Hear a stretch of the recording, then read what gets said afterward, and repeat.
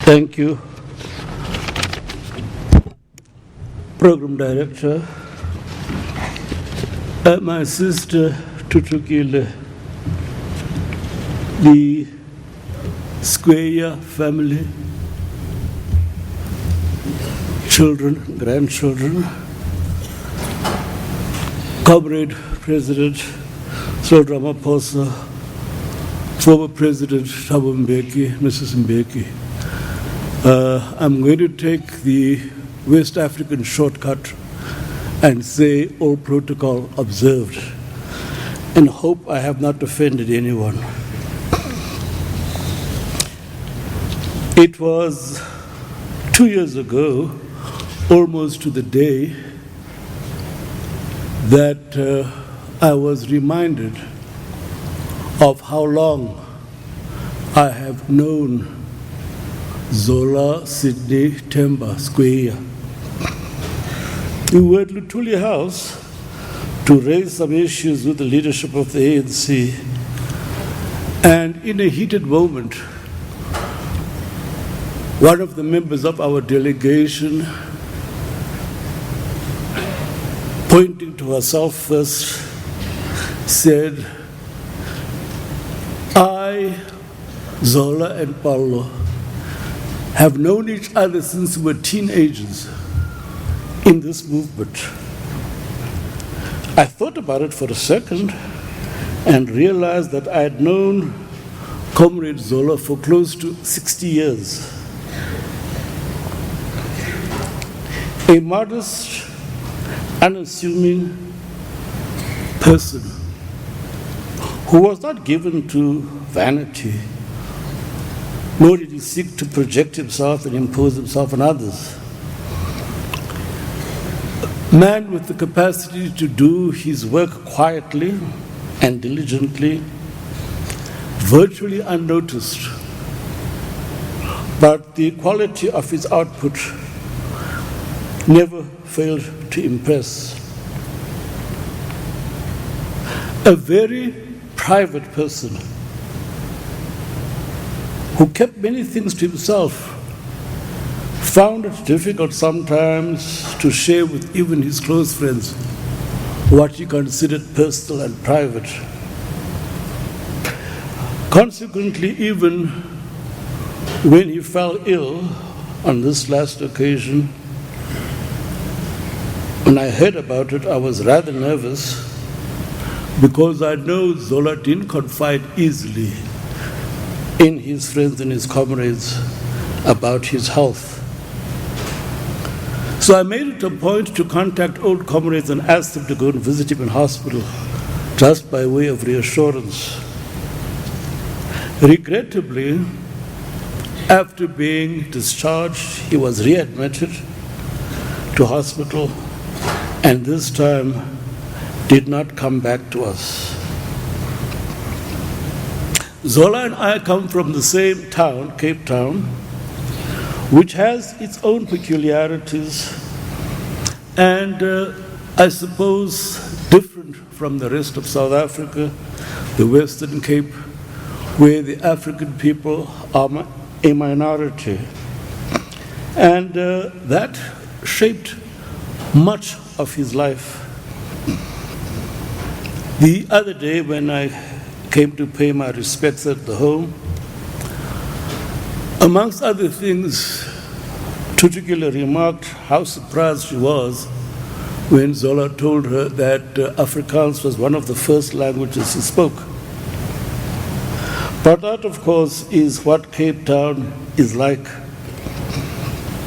Returning home in 1990, we traveled together from Lusaka, brief stop in Johannesburg, and continued to Cape Town, where we were given a very rousing reception by the community, all sections thereof.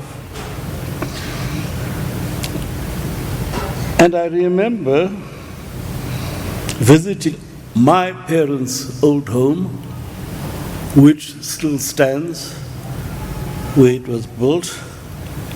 But when we visited Simonstown, which is where Zola grew up, it was one of those very bitter moments, I think, in his life, because the township where he had grown up had callously been destroyed by the racist regime in its efforts to ethnically cleanse the Western Cape of Africans. It was one of the occasions on which one could see tears coming into his eyes. And he had a rather hard time containing himself. There were those moments of pain, there were moments of joy, but there were also a number of grim reminders to us that the struggle was not yet over. We had occasion then to visit some of our comrades, led by Tony Yengene, who were still facing trial, and they were then detained at Paulsbo prison. Growing up in Cape Town and after, Zola was given the nickname Unzwane, or Inzwane. In Xhosa, it means a handsome man. And I think the pictures testify to the accuracy of that description. Unzwane was elected to the NEC of the ANC at the first conference we had when we came home in Durban in 1991. And he won re-election to every NEC until 2012 at Mangu in Bloemfontein, where he didn't stand. But I'm sure had he presented himself, he probably would have won. One of his legacies, which I think will always indelibly be imprinted on South Africa, was his intervention when he was Minister of Social Development after 1999. Zwane had been shocked traveling through the country to discover alarming levels of poverty. And he put in place a comprehensive system of social welfare grants.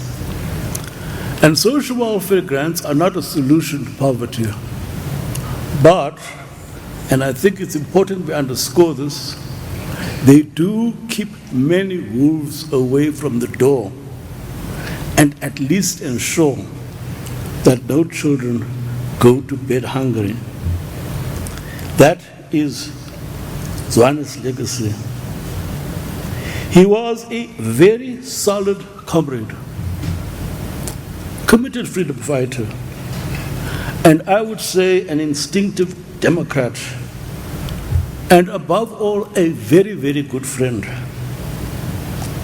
Bertolt Brecht, one of the poets Zola liked, once wrote, and I quote, "Some people will wage struggle for a year, and that is good. Some will wage struggle for 5 years, and that is better still. But there are those who will wage struggle for their entire lives. They are the ones we cannot do without." Zola Skweyiya was one such person. Ulala ngoxolo torhwana, Zwane. Itutuzekele torhwana, tutukile. Thank you. Thank you, Comrade Pallo. Ambassador Nogcina.